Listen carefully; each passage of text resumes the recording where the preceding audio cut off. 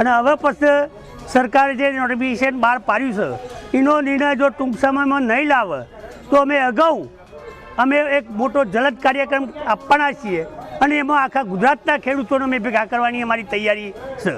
એટલે સરકારને મારી નમ્ર વિનંતી છે કે અમને કોઈપણ જાતની લોલીપોપો આલ્યા વગર અમે 1 પણ ઇંચ જગ્યા મફત આપવાના નથી. એ સરકાર કાન ખોલી અને લાગતા વાગતા જે હોય બધા સોંપરેલી કે અમે 1 પણ ઇંચ જગ્યા મફત આપવાના નથી.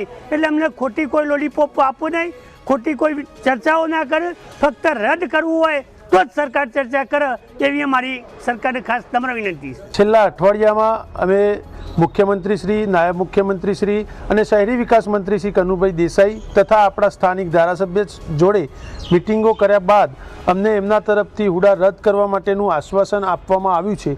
પણ ચોક્કસ સમયગાળો કે આટલા સમયમાં રદ કરી આપીશું કે એવી કોઈ જ છણાવટ કરી નથી, જેને લઈને અમે અમારા આંદોલનને ફરીથી વેગવંતુ બનાવવા માટે આ 150 સરદાર વલ્લભભાઈ પટેલની 150 જન્મજયંતિની ઉજવણી આખો દેશ જ્યારે કરી રહ્યો છે ત્યારે અમે 11 ગામ પણ એના ભાગરૂપે એક એકતા પદયાત્રાનું આયોજન